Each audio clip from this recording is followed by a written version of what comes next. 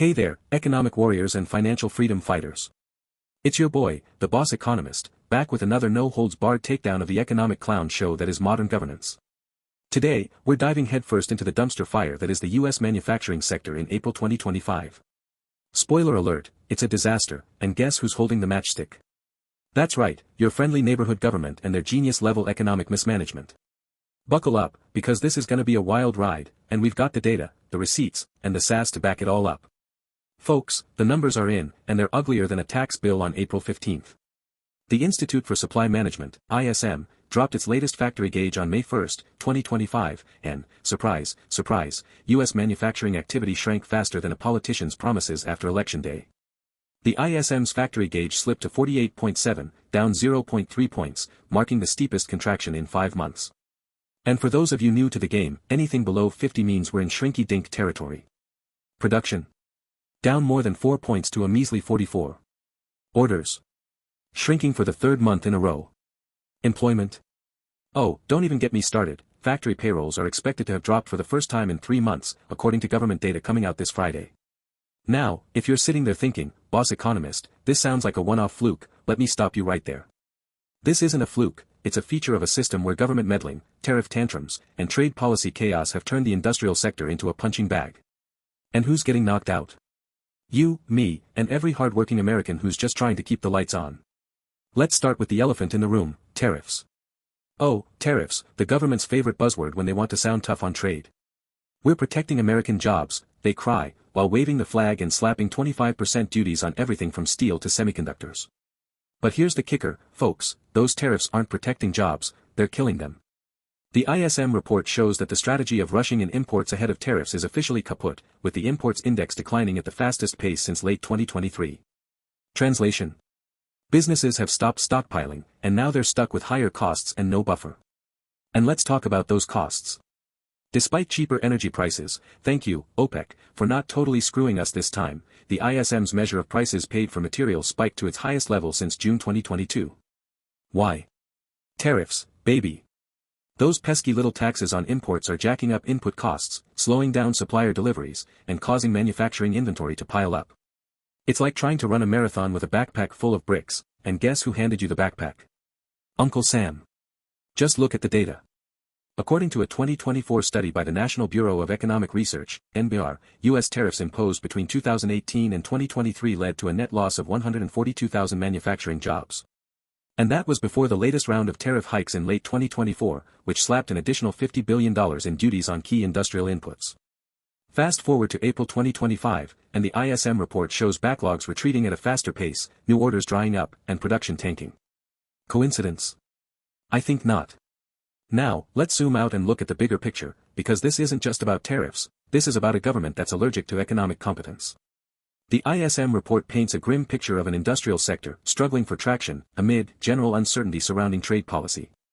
Uncertainty, folks, is the polite way of saying the government has no freaking clue what it's doing, and businesses are paying the price. Take trade policy, for example. In 2024, the U.S. administration doubled down on its America First rhetoric, rolling out new tariffs on $200 billion worth of Chinese goods, citing national security concerns.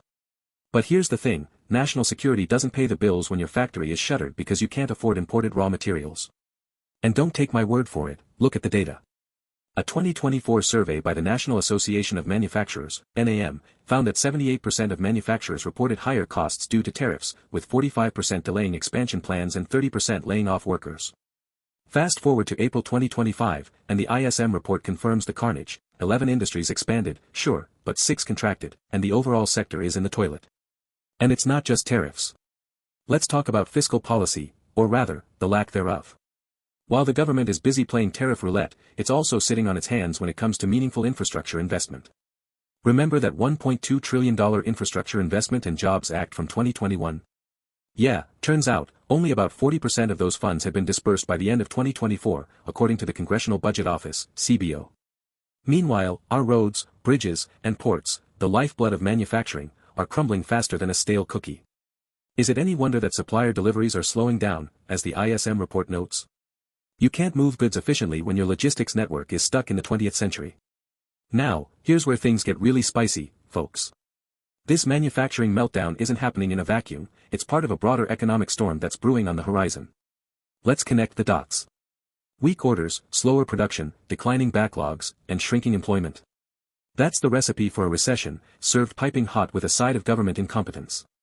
And don't just take my word for it, look at the leading indicators. The Conference Board's leading economic index, LEI, a key predictor of economic activity, has been declining for 6 straight months as of April 2025, hitting its lowest level since mid-2020. Consumer confidence plummeting, with the University of Michigan's Consumer Sentiment Index dropping to 62.3 in April 2025, down from 70.1 a year earlier. And let's not forget the yield curve, that trusty old recession predictor. The spread between the 10-year and 2-year Treasury yields inverted again in March 2025, signaling that investors are betting on a downturn. But wait, there's more. The global economy is also flashing red. The World Bank's latest Global Economic Prospects report, released in January 2025, slashed its global growth forecast to 2.2% for the year, citing, you guessed it, trade tensions and policy uncertainty. China, the world's manufacturing powerhouse, saw its PMI dip below 50 in March 2025, signaling contraction. And Europe? Don't even get me started. Germany, the industrial heart of the EU, is teetering on the edge of recession, with industrial production falling 4.2% year-over-year in Q1 2025, according to Eurostat. So, what does this all mean? It means the US manufacturing sector isn't just struggling, it's the canary in the coal mine for a broader economic reckoning. And who's to blame? You guessed it, the government, with its tariff tantrums, fiscal fumbles, and general economic cluelessness. Alright, folks, let's cut through the noise and get to the heart of the matter. The US manufacturing sector is in freefall, and it's not because of some mysterious market magic, it's because of deliberate policy choices that prioritize political posturing over economic prosperity.